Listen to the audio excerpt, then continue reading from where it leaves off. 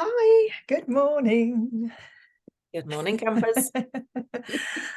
So I'm so excited to be starting this podcast with you. I'm so excited I can't speak properly. How are you doing today? Really, really, really well, thank you. And you? Good. Yeah, really great. So we've been planning, haven't we? And we met fairly recently. And this idea has just been kind of waiting for us. So that's how it's felt, hasn't it, really? So we've Waiting to been be doing our own claimed. thing. Exactly. And here we are. We've met, rocking up, and we want to share our learning, our experiences, techniques to help people. Yeah, That's, 100%. yeah, that's what's this conversation has led to, or our meeting has led to, and to this podcast. So we both work with emotion, don't we? And EFT, emotional freedom technique, different techniques to help people understand their emotion and process it. Yeah. And it's such powerful work too. I'm really, really excited to be able to do it with you. Yeah. Yeah, me too. It'll be great. Good. So each session's going to have an emotion, isn't it? We've decided we're going to focus on an emotion, talk about that, and give some people some insight into emotion, what different ones are for, and then help them to move through it. So today we're going to focus on fear and anxiety because it's the big stopper, isn't it? Yeah, Basically. absolutely. Ask me how I know. Yeah. Well, how do you know, Emma? Because I lived half a life by being full of fear, right? Absolutely. Yeah. Yeah. And it comes from, it's in our DNA, isn't it, to be afraid? All the ancestors thousands of years ago, millions of years ago, running around, the ones that weren't scared got eaten, basically. So the ones that were terrified of everything were the ones that survived. So that's, in a nutshell, what drives life, isn't it? Fear. Don't die. Stay alive. Be safe. Crazy. Yeah, but it doesn't help when you're trying to, I don't know, live your life. Just get out there because we're afraid of things that aren't really relevant anymore. Mm. Yeah. What's a common fear that you have with your clients? Is that something they come to you with? Yeah, a lot of the time it feels like it's fear that they aren't going to be able to make it work, right? That they intrinsically are not enough. And that encompasses all sorts of other things, but at the base level, it is this fear that, you know. Absolutely. And that's fascinating, isn't it? People can have a fear of failure, but they can also have a fear of success running at the same time. And these are the things we really kind of want to reveal to people, isn't it? That the symptom is what's presenting. So I've got a fear of, I don't know, public speaking, or I don't want to go to that group, or even standing at the school gates, or whatever it is that people go through. Even some people, it's, going into supermarkets when it's busy, or something that's seemingly easy to a lot of people can be really difficult for other people. So that's the symptom, and that causes the problem, like I can't get what I want, or I can't do what I want. But the real problem is what's underneath that, and that's our beliefs, our past experiences, everything we've learned up to this point. I stood up at school, had to do my times tables, I couldn't remember them, so I hate people looking at me. That's an example of a real problem. Yeah. And oftentimes we don't track that back, do we, immediately and go, oh, it's this thing. Oh, fine. So this is safe then. Wouldn't that be nice if it was that easy all the time? Yeah. But a lot of the time we just get caught in that behavior, right? Yeah, absolutely. You just feel the panic in the present day and you avoid doing that situation. Oh, I feel better. So it works. If I don't do that, I don't feel afraid. So I won't. So we learn really quickly. When I do these behaviors and I avoid that, I'm fine. But if it'd be great if you could be able to just go out into the world, do whatever you want without having these fears Right. stopping you. Because eventually your version of the world that you're letting yourself play around in becomes very small and limited, right? I can only do this. I can't do all of that. And it fascinates me that, did it myself, went through life just going, yep, focus on these things because all of that is too scary. And we miss out on so much. Absolutely. Yeah. And we want other people to change so that we feel better. I'm giving our power away basically to all that stuff is more powerful than me, has more say in my life than me. And when you turn that around, and even if you're doing the same thing, like well, I don't feel afraid, but I don't want to do that. Yeah. So you're choosing not to go is much more powerful position to be in, rather than, well, no, I should, but I don't want to. I'm so useless. Yeah, 100%. And that, I think, yeah. Because it's that level of self-talk, isn't it, that then kicks in, and then we turn in on ourselves and we self-flagellate, blah, blah, blah, blah, things that we would never say to anybody else, highly likely. And that's what saddens me the most about it, is that we just turn in on ourselves because of it. Yeah, absolutely. And and a lot of people I work with sort of don't realize that everybody does that. Like, I worked with this guy, and he'd gone to Eton, and he was like, I have to tell you, I have a real fear of public speaking. I was like, okay, sure. Okay, that's number one fear. And he was like, are you not shocked? He's like, oh, no, I'm not. Let's help you. And he was so ashamed of his fear, because everyone he grew up with supposedly loved it and excelled at it. And the expectation was that he should be able to do it. But every time he had to stand up and do a speech, which he did often, he was terrified. And he just thought there was something wrong with him. Actually, you start looking at where those fears came from, the expectation that or his story, his stuff, and you clear all of that. You can just rock up and say what you want to say. It doesn't matter what people think. Feels infinitely more powerful, right? Yeah, absolutely. Liberating. Yeah. Good. Okay. So it's quite helpful, I think, for to understand. Well, we've sort of touched on it a little bit about how does fear show up in people's lives, basically. So fear of travel, for example, is one. Fear of flying, fear of spiders. Is that one of yours? I raised my hand on that one. Well, I worked with somebody once, and we did a session on her relationship with her mother and how difficult that was. And at the end of the session, she said, I know this might sound strange, but I think my fear of snakes is gone. She hadn't mentioned a fear of snakes. She hadn't, it wasn't what she came for. Her phobia of snakes was gone after the work that we did. So I met an awful lot of her friends and family, because she was famous for not being able to watch films or telly because of this fear of snakes. And that had cleared. So we worked on her relationship with her mother, whatever that meant to her, and it cleared this other fear. So we kind of put fear, I don't know what that means or why or how those things were connected. Yeah. But the mind is incredibly complex and also very simple at the same time, isn't it? It works in colors and symbols. The unconscious mind is very kind of black and white. Yeah.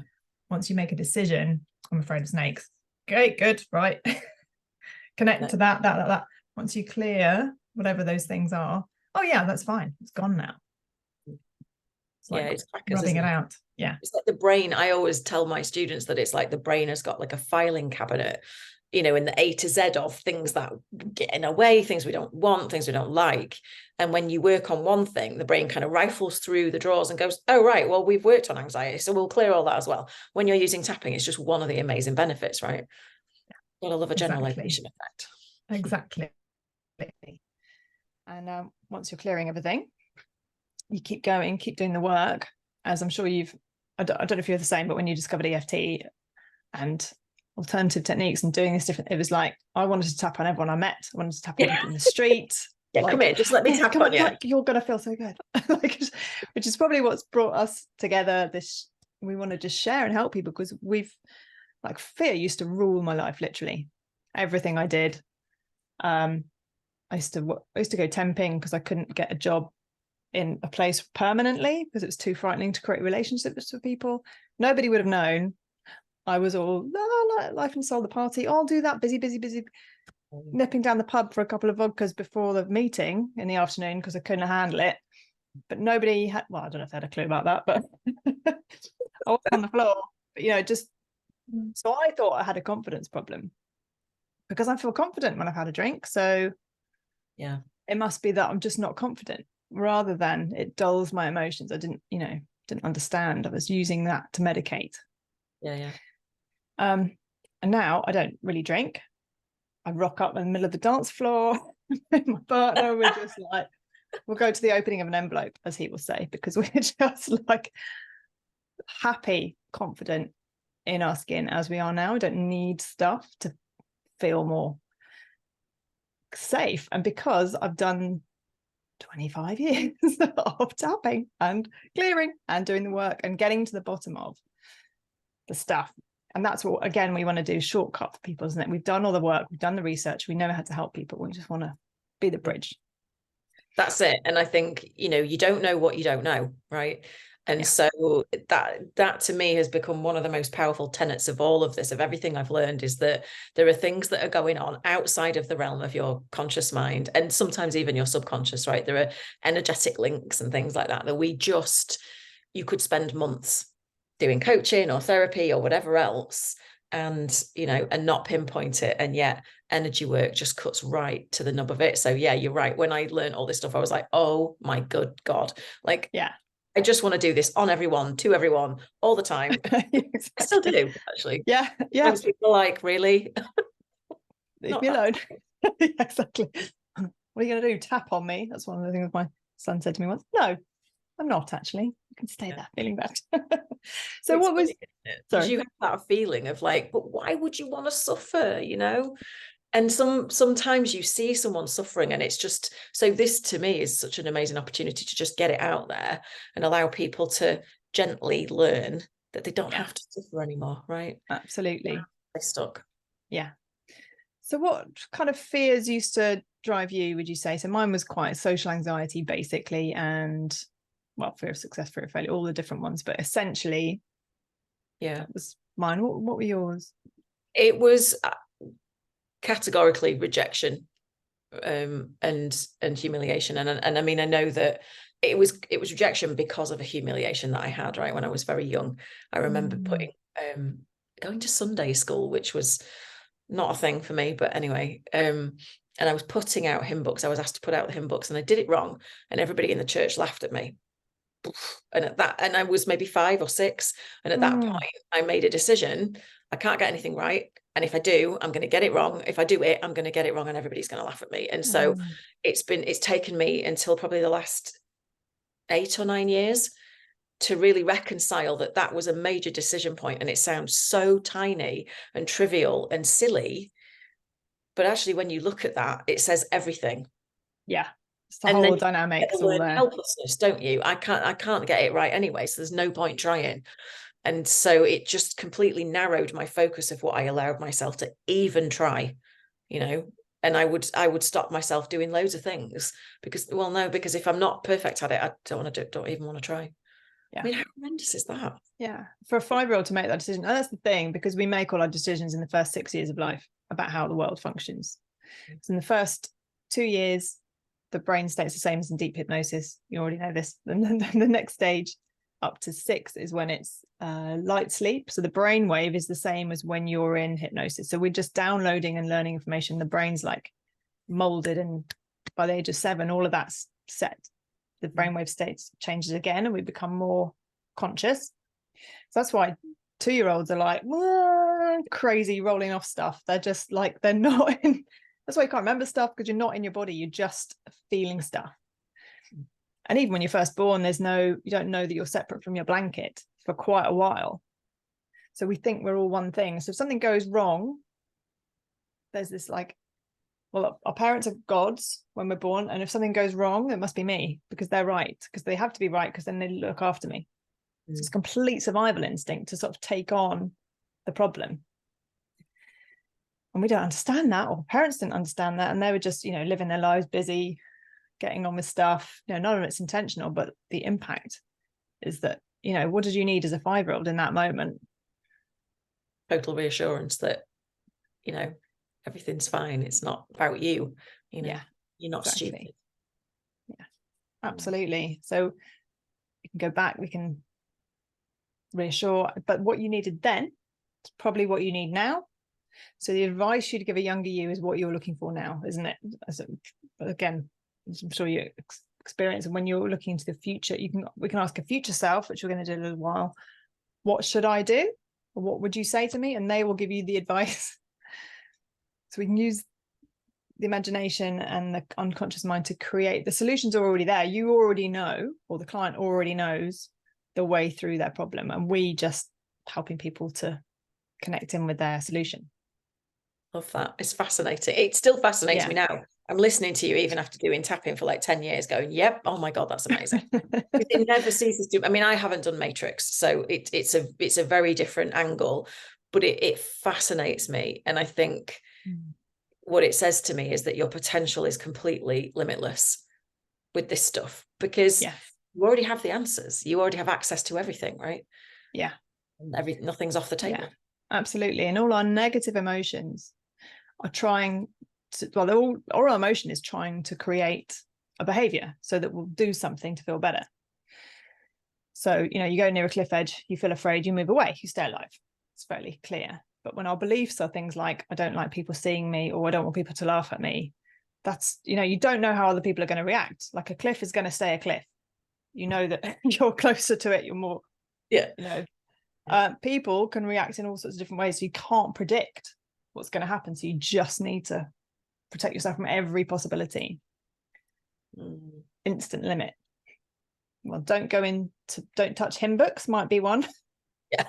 Don't go to church. Yeah, don't go to church. Literally, I don't anymore. Like I was christened Church of England, and I just made a massive realization. That's probably why I've kind of not renounced, but have branded myself as not religious for all these years, because that was the place it happened, right? So if that's meant to be a safe place, oh wow, thank you for that download. If that was meant to be a safe place, and the biggest thing ever happened to me that triggered all of this self-doubt, then how is that my safe place? Yeah.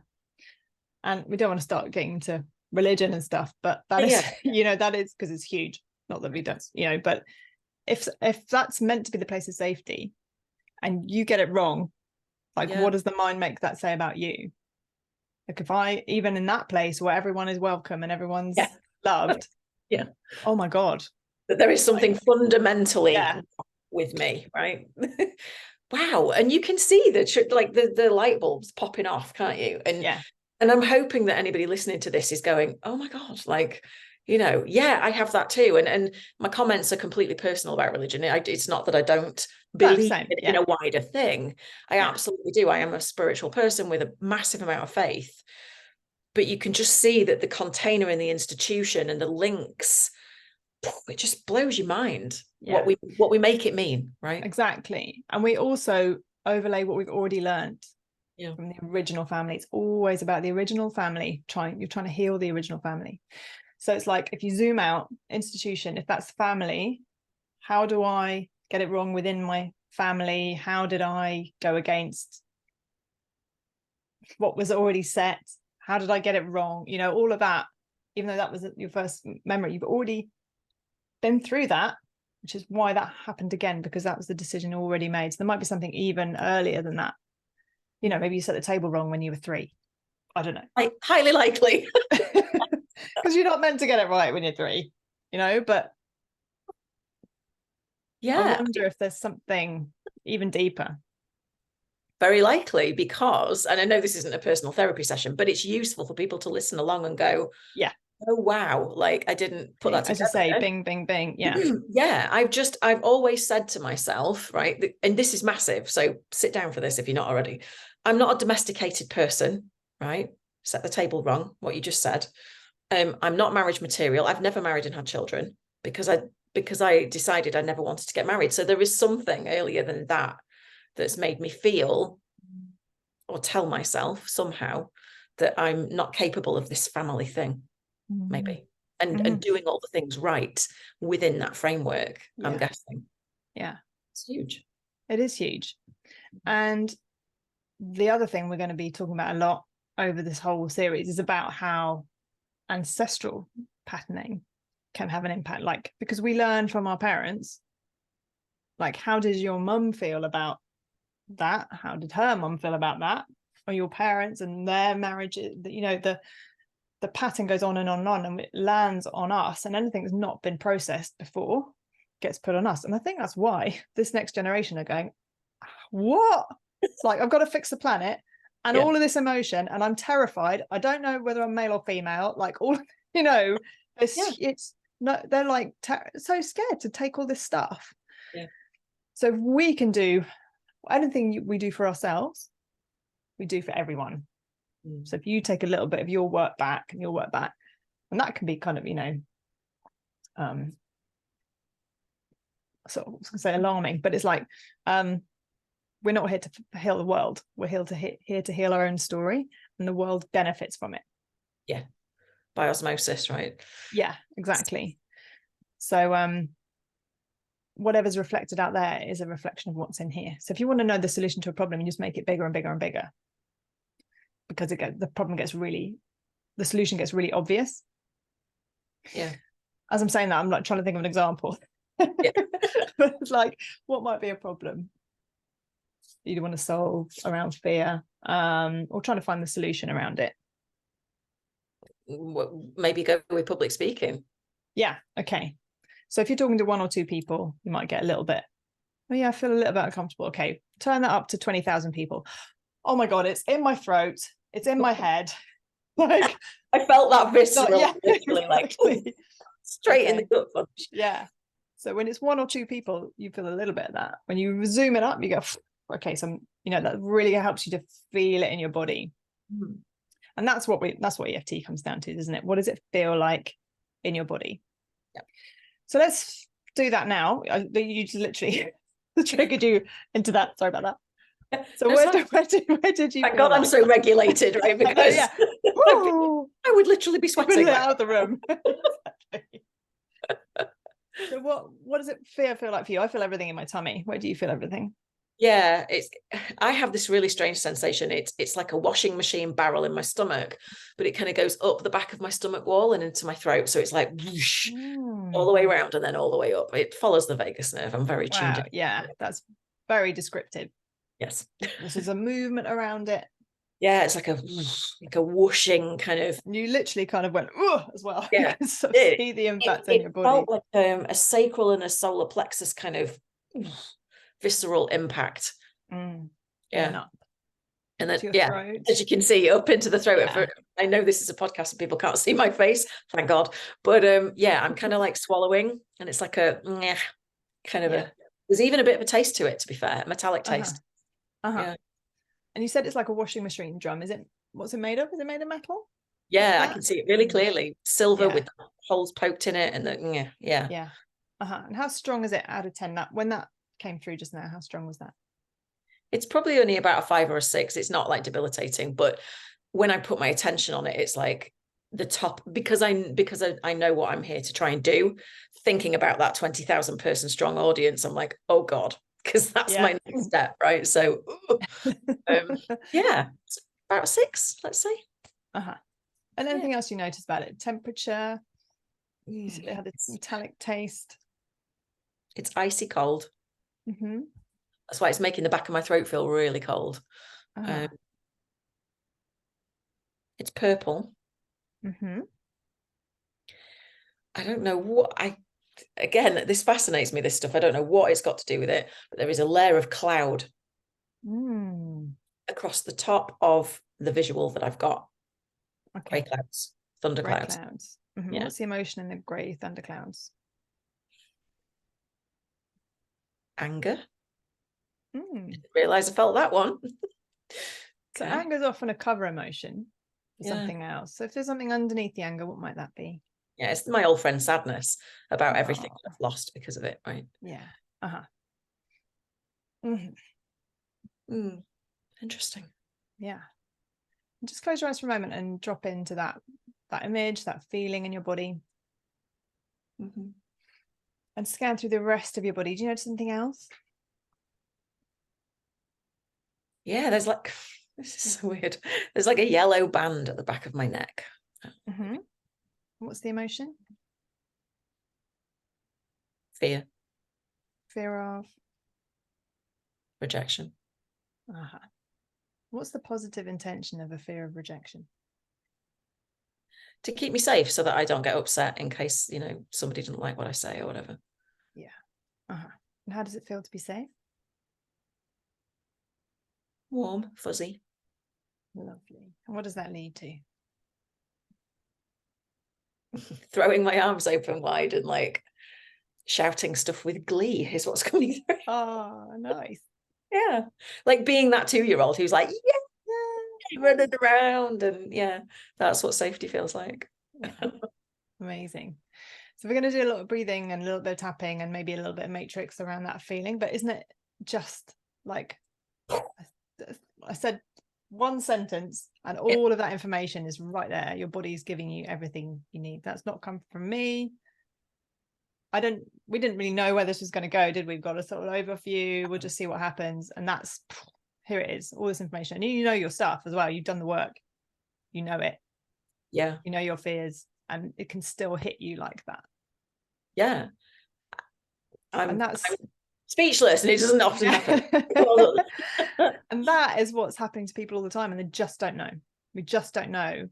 I mean, we're both very sensitive people. We're aware of our emotions do not work. So some people are less sensitive, but doesn't mean that stuff's not happening. Right. Exactly. I mean, if you don't know what you don't know, you go in on yourself and go, why can't I sort my stuff out? Why can't I get my together? You know, why can't that person stop doing that to me? Right. If they stop doing that, then I would be fine. If you hadn't said that, I'd be all right. You know, it's like if I was 5 stone lighter, like all of that. If I could go back 20 years ago, I would do, you know, you can't. You are where you are. Yeah. So when you start feeling your emotions, so the purpose of emotion is to, well, we're here to be happy, I think. We're here to feel good. Yeah. And if you're not feeling good and you're not happy, you need to heal. And you heal in loads of different ways. Yeah. But your emotions tell you how happy you are in relation to your life. Yeah. Like if you're really happy 90% of the time, and these little things, you know quite clearly where the problems are, you can start to turn them around. If you're generally 90% unhappy, every now and then oh, that's nice, the sun's come out. You've got work to do. But it's awful, isn't it? Because actually, I feel my heart breaks, for people that are actually in that situation, genuinely. Yeah. It's awful, and it doesn't have to be that way. Exactly. And when you start listening to your emotion, we're not taught about emotion. You just don't be angry, don't show anger, don't be mean, like be nice. Like no one's actually explaining why we have emotion. Like what is the point of fear? Well, that's clear. We're going to get with each emotion, we'll go deeper into it. But essentially, fear is to keep you safe. Sadness is that I need comfort. Joy is about sharing. Guilt is about staying part of the group. I learned from my behavior. But we something goes wrong, we become, oh my God, I'm awful. It's like, no, I just did something I shouldn't have done, and I'll do it differently next time. If we can let go of it that easily, our emotions are our friend. But they hit us like that, and we are, I don't want to feel that, so I'm going to avoid that at all costs. Yeah. Rather than what we're going to do now is just feel it. So let's come back to that feeling. So 20,000 people, you're just backstage, you're at Wembley. Okay. Oh yeah, I'm having a reaction to that. Yeah. freeze that picture and just feel it in your body. So same emotion, same wave. Yeah. Okay, so we're just going to breathe with that for a moment. So just feel it in your body. And if you can, make it stronger, because an emotion will increase and then peak and then decrease. We tend to stop it before it peaks. So just really you're in a safe place. You're not at Wembley. You're not really. Good. Lovely release. Good yawn.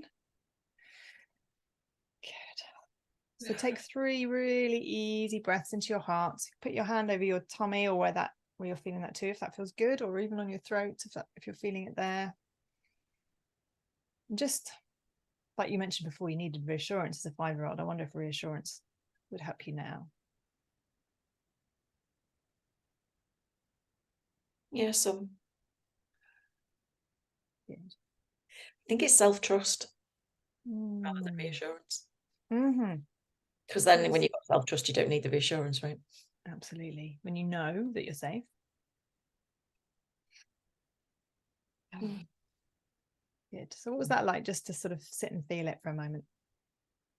It's really interesting because I'm usually the one teaching other people how to do tapping and stuff. To sit in my feelings and intensify them is not something I do every day. So that's a note to self. Yeah. Yeah. Really interesting. And actually, I felt like it was cool raining on me once I'd got over the peak, and I kind of like breathed into the peak of it, and it started to subside. It started to feel like cool rain. It was lovely. Lovely. Which might be the clouds. Maybe that's why the clouds are there. Those angry clouds actually. Yeah. Be your friend.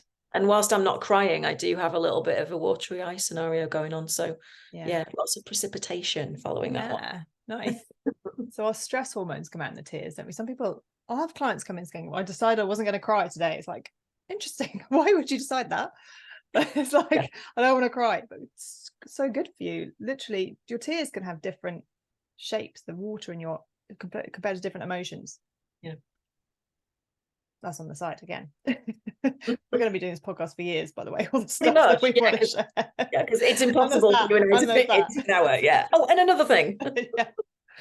So let's come back to that emotion in you, and we're going to do some butterfly tapping. So I don't know if you've done this one particularly, just crossing your hands over your chest, and you're going to tap alternate left and right. So your right hand's tapping your left collarbone and your left hand's tapping your right collarbone. And just breathe and close your eyes. So this is like EMDR. Another one of those techniques is just crossing the central line of your body, and tap and breathe and just feel that emotion.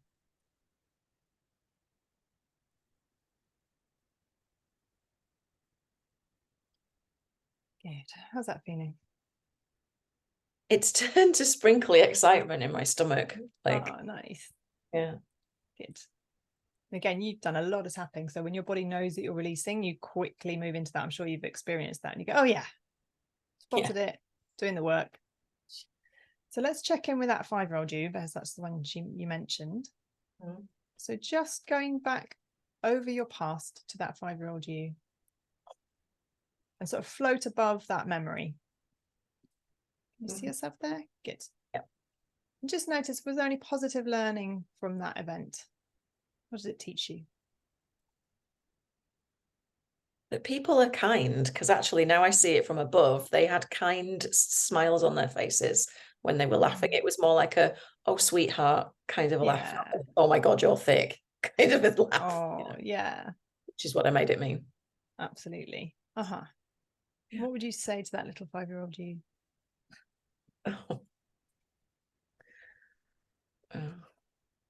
They didn't mean anything by it.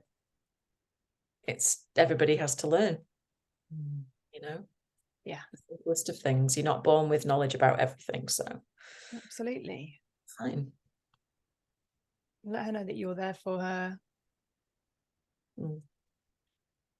She's just looked up and winked at me. Good. And check through her body. Does she have any emotion? How's she feeling now? She's kind of just, she's got a ready brek glow is the easiest way to say it. Ah, nice. And I imagine she's learnt about the hymn books now. Yeah. And I wonder, does it really matter how they're done? But like, does she want to do them differently? Is she going to do them her way? How does she want to turn that around? Oh, excuse me. No, she just doesn't want to do it again. She doesn't want to go back. But okay. She's a bit of a rebel. Yeah. Yeah, cool. She can do what she wants. But she feels good about it. Like, it's not like a stubborn or a judgment thing. It's just actually, this isn't the place for me. Right. And so you mentioned those big decisions you made on that day. Then does she need any help or support with any of those decisions? Do any of them feel unhelpful?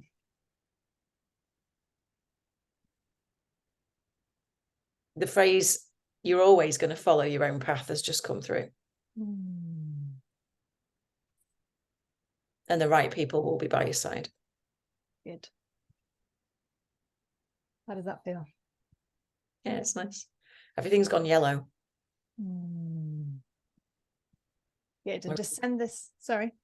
Really bright, sunny yellow. Oh, gorgeous. So just send this lovely, bright, sunny yellow all the way back into your past. Forward into your future. So every moment of your life is touched with this energy, with this knowledge that you're always going to walk your own path, and that's good. Let me know when that feels complete. Yeah. Keep your eyes closed, but just drop your hands into your lap. And then move forward to a point in the future. Maybe you're giving a talk to a lot of people, if that's something you do want to do. Or you can see yourself at some point that feels appropriate. Days, weeks, months, or years, where you're walking your path, feeling this confidence, this happiness. Can you see yourself there? Mm-hmm. And where is she, that future you? I'm on a stage somewhere. Mm-hmm. In a venue. There's a few hundred people in the audience by the looks of it. Nice. So just connect with this future you. Does she have any advice for you right now? You're exactly where you're meant to be. How does that feel? Yeah, it's nice. It It feels cerise pink. Lovely, gorgeous. So ask her to step into your body for a moment so you can experience what that feels like to be her, to know 100% that you're exactly where you need to be right now. Beautiful cerise pink. Let me know when that feels complete. Excuse me. Lots of yawning. Good. Yeah. Good. And then download this feeling, copy her cells into your cells so you can keep this feeling with you. Mm-hmm. And then feel it in your body. Where would you like to store that feeling? In my smile. Lovely. So every time you smile, your mind is going to remember how confident you are, how much you trust yourself, how you are exactly in the right place. Mm-hmm. And everyone you smile at is going to feel that too. Wow. So when that feels embedded and secure, just come back when you're ready and open your eyes. I can't stop yawning. Good. That's such a good sign. That's showing when you're yawning, you're releasing, but you're also coming out of stress and into rest and relaxation. The parasympathetic nervous system's kicking in. As you said, mentioned that vagus nerve, which controls your calm system, essentially, for want of a better expression. Yawning or your tummy gurgling or a movement of energy shows that's that, maybe you salivate. That's another sign. Yeah. As you say, that a little bit of water coming out of your eyes. Not crying. I have, and I should have had waterproof mascara on today. But I haven't, and I don't have any tissue to hand, so you're just going to have to put up with me blinking at you. You look gorgeous. Oh. Yeah. Good. How was that? Gosh. Having never done anything matrix before, that was so simple, but so lovely. And knowing what I know about energy work and stuff, I totally see how that works, but it just feels really peaceful. Really peaceful. Like, yep, that's exactly what needed to happen. Good. So tune into that initial thought of 20,000 people. How does that feel now? Yeah, I could do that. Cool. Wembley, here we come. Yeah, exactly. You didn't even know you wanted to do that, did you? No, really didn't. Apparently you are. I mean, I know I've always been called Gobby, but finally maybe I could put it to use. It's a lot of place, a lot of people. Yeah. Amazing. So that's the thing, isn't it? Our fears are there all the time when we stop and look at them and just feel it. What is this telling me? What am I afraid of? Is that something I need to do something about, not do, or do I really want to do it? How do I get through it? Awareness is the first key, isn't it? First step. 100%. And I think also that a lot of people are so in their heads and not in their bodies that they're maybe not even sure, right, of what they are feeling. Yeah. I know I've worked with a lot of clients and I'm like, well, what's going on for you? What is the world like for you from this place? And the answer I get is, I don't know. Yeah. I don't know. I can't feel it. Yeah. I thought, ask people, how do you, they say, oh, I'm angry. How do you know you're angry? I don't know. It's like, what does it feel like in your body? Don't know. Like, it's just, we're so caught up in doing it rather than sitting and feeling it. Yeah. Love it. Amazing. Cool. So, oh, my absolute pleasure. Yeah, fear and all its capacity, because if you even think of something, then somebody's afraid of it somewhere in the world. It's like it's everywhere. When you can start accepting them, bringing them in, looking at them, picking them apart, what's underneath, very often 5-year-olds, really kind of common age of like, we're all 5 years old at the side of the playground wanting everyone to like us. Right. So you find them, bring them back in, let them free them up. Basically, you've got all that energy, like you felt that 2-year-old going, "Woo!" All of that energy's here, not then. Yeah. Yeah, it's really powerful. It really is. And I can see, you know, I can see the application of that for so many things, because actually you don't have to go into traumatic memories. You don't have to talk for hours and months about whatever. It's very targeted, very loving, very quick. And I didn't even have to tell you, like, step through a memory, didn't have to collapse anything, didn't have to, you know, and I mean, it's a personal thing of mine that, you know, any and all coaching and therapy should be done in conjunction with some sort of energy work, because otherwise the micro re-traumatization can be massive, right? Yeah. But this is just phenomenal.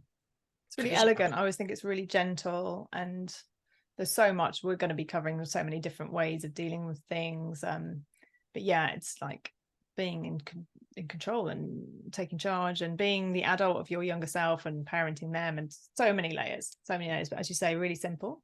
You don't have to understand all of it. We just go in and do it.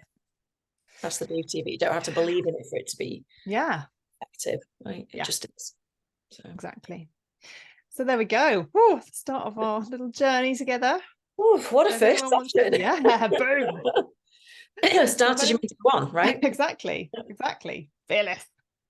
So if anyone wants to know more, we have our various link trees with the information that comes along with the podcast. Don't have to say that more elegantly. Yeah. Click on the link, as always. But we really want to hear from people and what their fears are, how they experience that, how did it speak to them, what does it feel like in their body? You know, any comments we'd love to hear, wouldn't we? Yeah, 100%. Reach out to either of us. The link tree has all the information, or mine is campsite, but the same diff. And that will be updated at any given time, so that, you know, the best way to contact us is always available. And, you know, feel free to like give feedback wherever you're consuming this as well, and let us know what you think, because the more you do that, then the more other people can realize that there's help out there, right? That Absolutely. It doesn't have to be this hard. Yeah, you don't have to stay on your own in fear, you know, come along and clear it, see what happens. Absolutely. And by all means, tap along with these sessions, guys, and do what we're doing, right? Because then you get some clearing too. Yeah, and we're going to be providing some tap along stuff that people like separately from this, so people can listen into that again. Will be on the link tree. You know, you've got YouTube videos, we've got demos, we've got maps, we've got all sorts. A cacophony of support and help, right? So we'll better do one on overwhelm, because there's too much help. Yeah. Where do I start? Anyway, really good. Thank you so much. Can't wait for the next one. Thank you so much. Been a pleasure. See you all next time. Yeah, thank you. Bye.